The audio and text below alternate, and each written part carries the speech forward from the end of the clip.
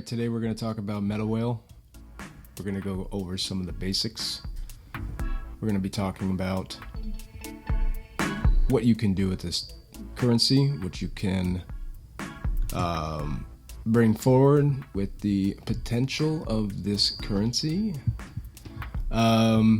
So, what do we got?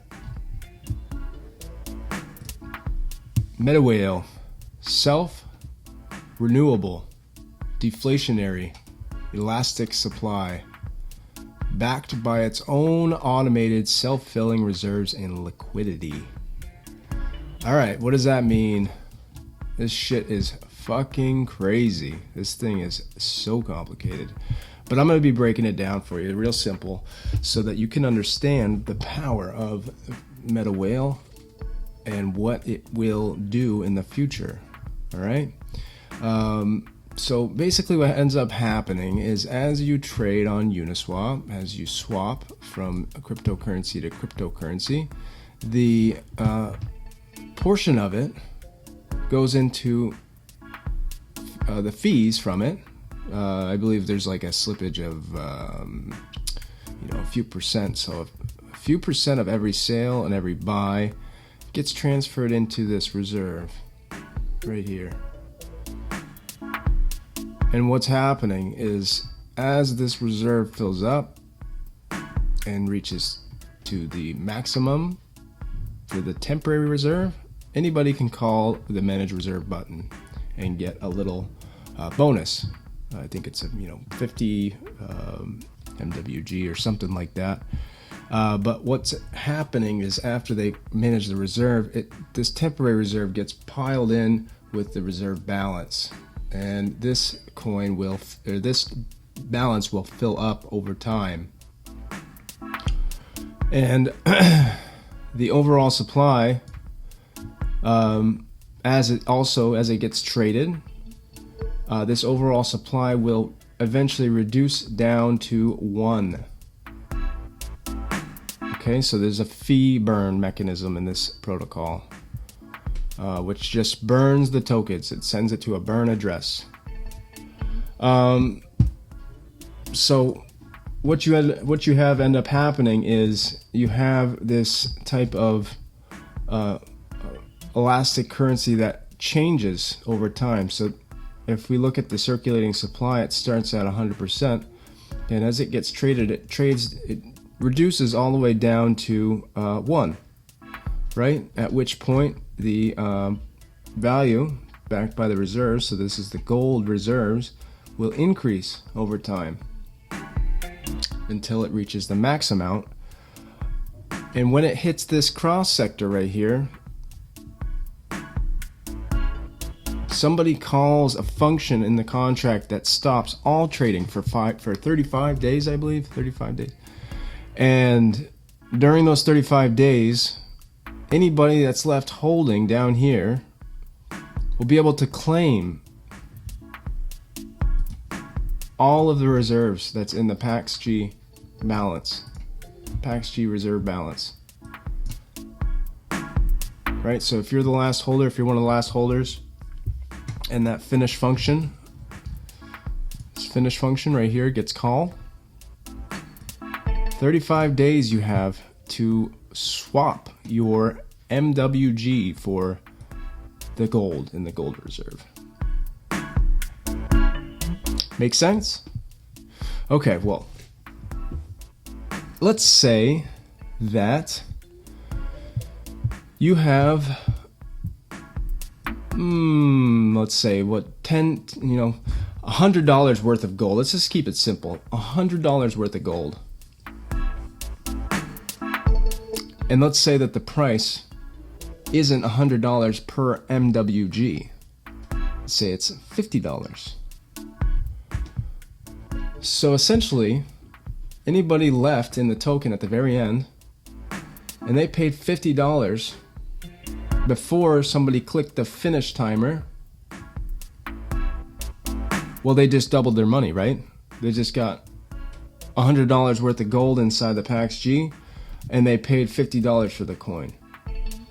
So it's like free money. right? You're just doubling your money just by making the trade.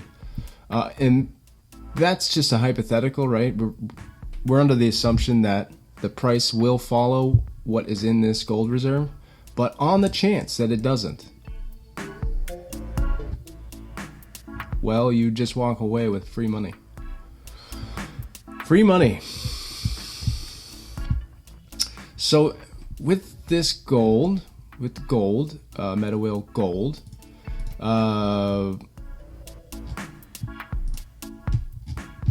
it backs its value, its reserve in PAXG, right? That's all it does. It just, okay, I should take that back. That's not all it does. It also buys PRIA and puts into a reserve as well. But I didn't want to cover that right now. It's not really, that's not as important for this video. I can do another video about that. I can break that down later. But it's putting money into a reserve. It's putting money into another reserve, and it's also burning. It's reducing the overall supply of this token. Right? So METAWHALE BTC, what's the difference? Well, like gold, it has a reserve. Like gold, it also sends reserves to PRIA. But there's one special function of this coin over METAWHALE gold. Let's talk about that.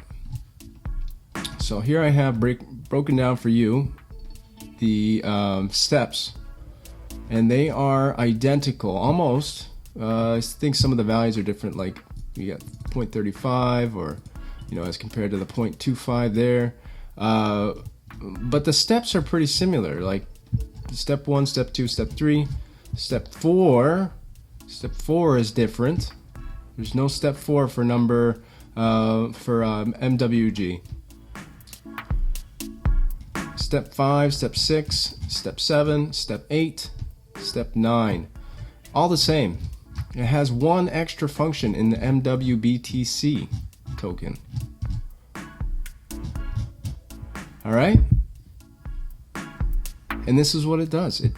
So 47.5 of the WETH, the wrapped ETH, present on the temporary reserve, is swapped for REN BTC and sent to the METAWHALE REN BTC reserve, which is also the METAWHALE BTC contract. After another 47.5% of the WETH, the wrapped ether, is swapped for REN BTC and sent to the burn address, the BTC burn address. Okay, so it's going to be burning BTC. It's going to be intentionally sabotaging the price of BTC. So Bitcoin is a coin with a total supply. We haven't reached the total supply yet, but there will be, at the end of mining, a max supply of 21 million tokens for Bitcoin.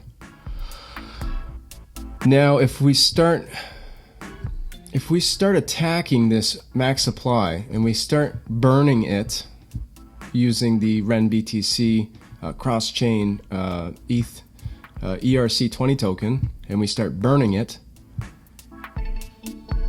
well, the max supply would go down. It would start dropping.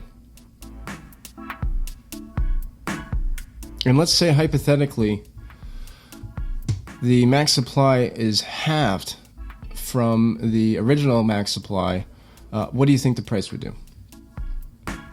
You think it would go up? Think it would go down? I'm pretty sure it would go up. I'm pretty sure it would go up a lot. Right? If the supply was lower than the demand, we would see a price increase. Simple economics. What do you think would happen if the supply reached 1 million? Right? Would people still trade it? Would people still use it, being such a high valued token? Well, what if it reached 5 or 0? I'm not saying that it could reach 0. I mean, there's not always going to be all of the tokens on the market, right?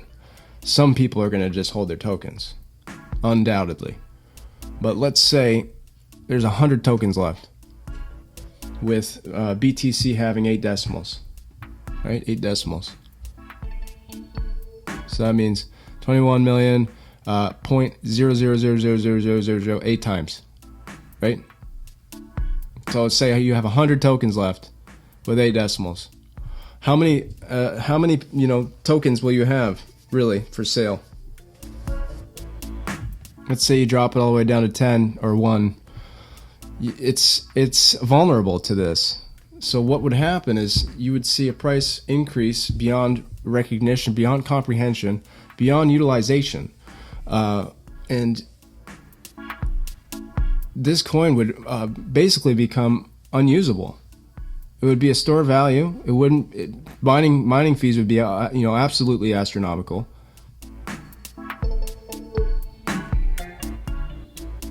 So that's what the beauty of the METAWHALE project does. METAWHALE BTC burns.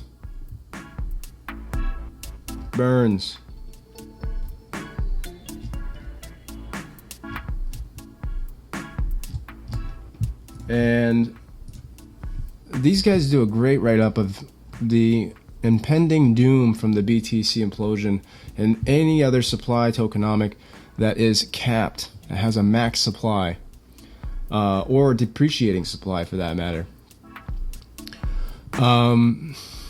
This type of currency is elastic in its so METAWHALE is elastic, which means that if another METAWHALE or another copy clone is made of METAWHALE and it starts trying to attack the supply token of METAWHALE, well, because of this elasticity, this coin could survive such an attack. It could survive another contract targeting METAWHALE and trying to burn its tokens. It would actually help, honestly. It would speed it up. So this is really the main difference between supply tokens, max supply tokens, and deflating supply tokens, and now METAWHALE. I mean, this is a new standard. This is a new standard. Everybody is going to have to capitulate to this right here. Right? Because if there's more contracts that are created like METAWHALE, if there are other people that are smart enough to figure out how to do this, you will see an absolute market shift. Absolute market shift. Just for instance, say METAWHALE designs a contract, and they will, it's coming. Let's say METAWHALE designs a contract to go after Yearn, let's say. Yearn is a supply cap. Let's find that. Yearn has a supply cap. I probably could have fucking just typed it in instead of scrolling, but whatever. Max supply. Now these guys, they do have the ability to expand the supply. These guys, I think they still have the mint function within their contract. Now they could recover, but it will. METAWHALE targets this and starts burning the circulating supply.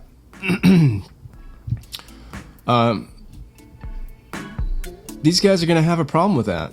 This is going to be... I mean, I could just see these guys freaking out.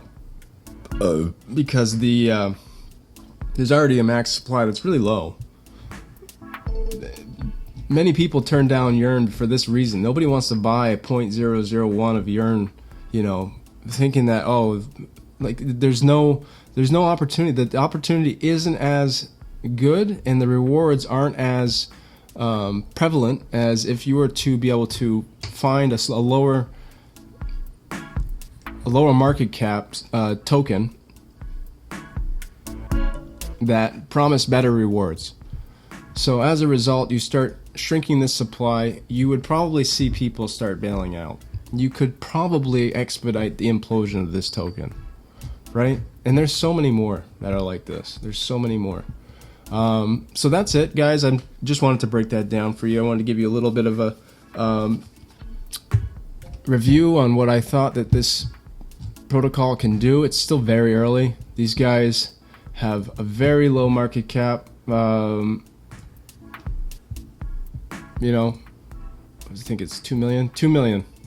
2 million undiscovered. Undiscovered. This thing is so powerful.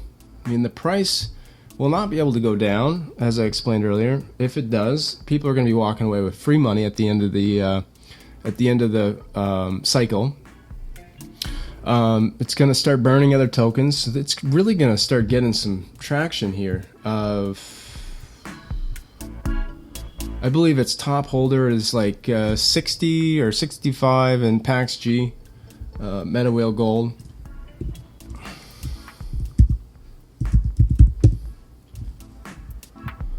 Yeah, fuck. PAX-G.